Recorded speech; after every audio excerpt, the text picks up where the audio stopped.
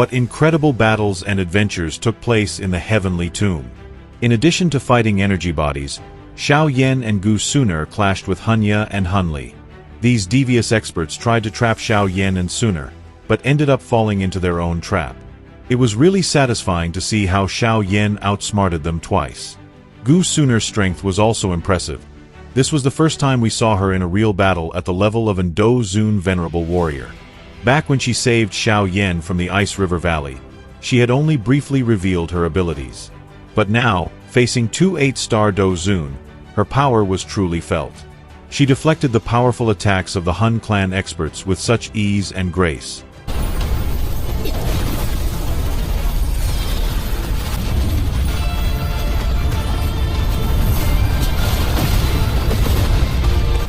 Xiao Yan, already at the 6-star Do Zun level, used the same technique, Great Creation Palm, and seriously injured Hunli, while Suner delivered the finishing blow.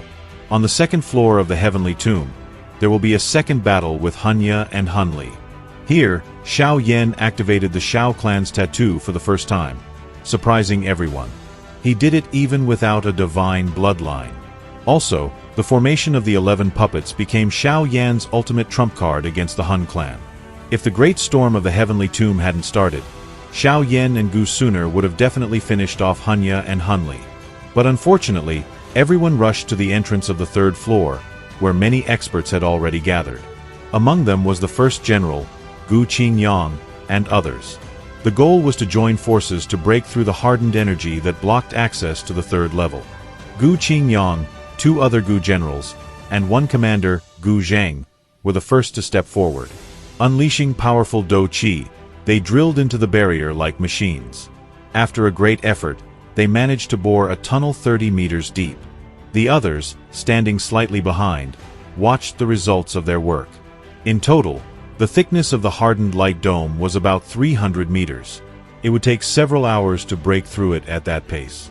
But if only 1 or 2 people worked at it, they wouldn't finish even in a week. So they were quickly replaced by members of the Lei clan, who continued digging through the tunnel. Xiao Yan suddenly asked, "Has the entrance to the third level always been sealed?" He touched the crystal wall with his palm. This material had been formed from an incredibly terrifying amount of energy. The energy itself had condensed to an astonishing degree. It turned out the light barrier had always been there, even when the 8 ancient clans first entered the Heavenly Tomb. Even after all these years, the energy still showed no signs of softening. And apparently, each time the tomb is activated, they must break their way to the third floor anew. Xiao Yan sighed. The Heavenly Tomb is full of mysteries. Meanwhile, the Lei clan experts were replaced by a pair from the Yan clan and others in turn. Xiao Yan and Gu Suner also took 2 turns clearing the tunnel. Breaking through the layer of crystals wasn't that difficult for them. The crystals may have looked solid, but were clearly no match for those possessing heavenly flames. Hunya and Hunli pretended to work hard for the benefit of everyone. No matter how much they irritated Xiao Yan, they were just waiting for their chance to escape to the third level. But then Xiao Yan touched the wall of the crystal layer and felt that it was narrowing. There was definitely something inside the wall. Xiao Yan held his breath as he detected a beetle-shaped creature. As described in the novel, was the crystalline shell actually made of tiny snow-white insects? They had trapped themselves in the nest of a swarm of terrifying bugs. Gu Qingyang and the other experts tensed up when they saw the strange insects. Their faces even turned pale. These were ancient devouring insects. Quite the surprise, wasn't it? As Suner explained, this was a type of small magical beast that existed since ancient times. Their bodies are tiny, but their numbers are uncountable. They can devour anything, and then release pure energy.